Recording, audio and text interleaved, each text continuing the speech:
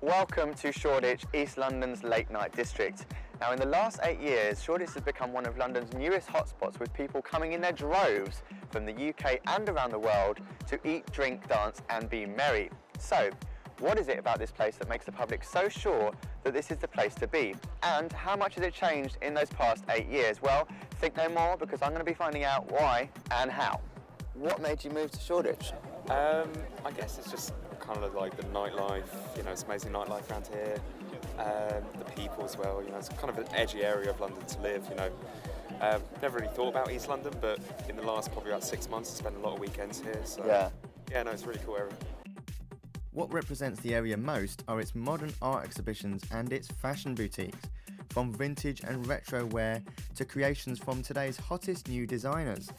So I popped into Beyond Retro on Cheshire Street, just off Brick Lane, and spoke with Elaine Robertson and asked just how much of an effect has music had on vintage fashion in Shoreditch.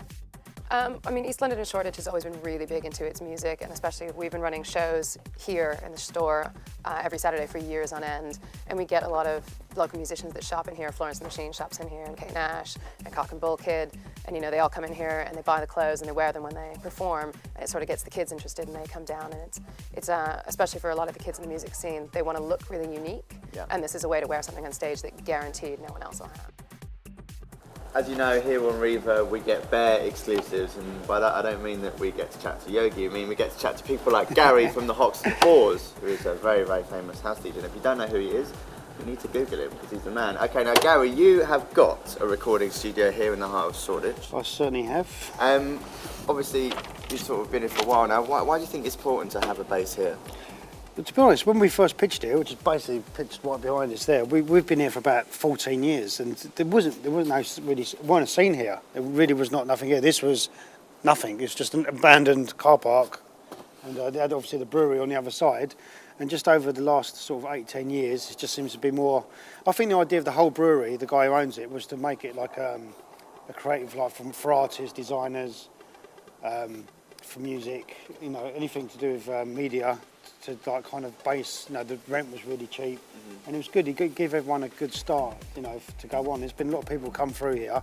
They've gone on to do major things, and it's, you know, it's been, you know, a good little centre point. This is Fuse at 93 feet east on Brick Lane. As you can see, a very popular weekly daytime Sunday party, which runs from midday to 10:30 p.m. 10.5 hours of pure, unadulterated house music, or Fusic as they like to call it. Fuse is the brainchild of Dominic Coles-Lartigue. They recently celebrated their first birthday after a hugely successful year. I met up with Dominic and asked when he noticed the change within the Shoreditch Triangle. I think I've put on parties in London for over 15 years, and a lot of those were West End, West London sort of base, was where I was from. But when I saw from the late 90s to the early 2000s, part of 2000, more and more people, less and less people going out in the West End, and more people coming over this way, you could just see there was a drift. The right people, the cooler people, were coming over here, were partying over here, and this is where the best parties were. So that the millennium sort of like cusp. Okay. Yeah. And from your knowledge of the area and over the past 8 years, what would you predict for the next 8 years in Shoreditch? Well, Shoreditch itself, I mean, the Shoreditch Triangle, because people say Shoreditch, but sometimes they mean so further afield in terms of they'll take into Hackney when they're talking about Shoreditch, you know. But if you're talking about really just Shoreditch, it will just become more part of the establishment.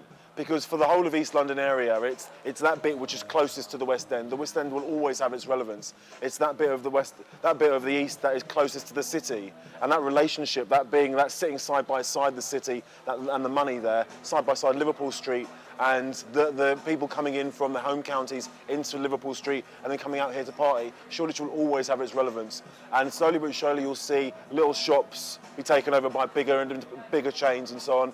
Which is fine as long as there aren't too many of the independent shops that make this area, give this place its character, lose out. That's happened in Portobello, which is a real shame, you know. And as long as you can get that balance, then great. It just depends how good their town planning is, we'll see. I like Shoreditch because it's full of creative and arty people, and it's a mix of people. I like Shoreditch because of the diverse culture. Yeah, it's a pretty exciting place with lots of independent trade and kind of vibing markets, lots of bars and galleries. There's always lots of kind of people around here. It's got its own buzz. There's lots of different food, lots of different cultures kind of living together. It's just one of the places in London that's kind of really vibing at the moment. Well, that's Shoreditch for you, and what a day it's been. So, what have we learned? Well, we've learned it's a vibrant place, it's funky, it's cool, it's fashionable, it's got a great music scene, and above all, it's friendly. And I think that's the main thing, that's the most important thing we've learned from today. People have said that it's not just the art, it's not just the music, it's the fashion, but it's the coming together of everything that makes it such a special place. And, you know, I'm going to join in with them now. So it's Nolh reporting for Reverb. Take it easy, guys.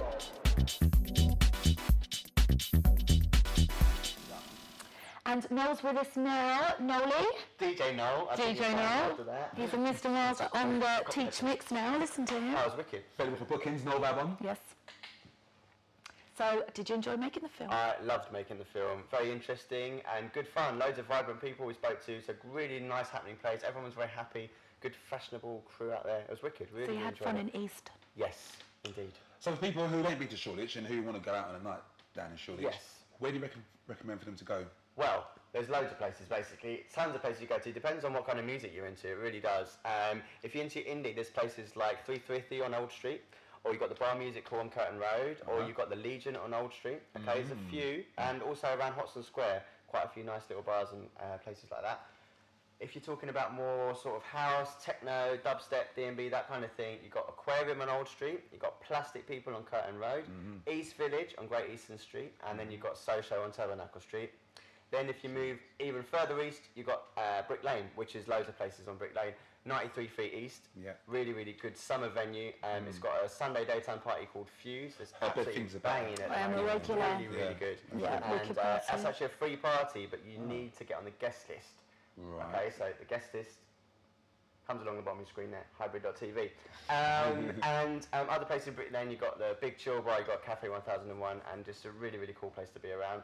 And then finally, you've got commercial streets, you've got the famous 54, and then you've also got the craziness that's public life, the converted public toilet downstairs, very dingy, very small, but very, very cool, and that's like a proper like after hours, daytime thing, you know. It's just And you'll see Noel there most Sundays. yes, indeed. With toilet roll as well.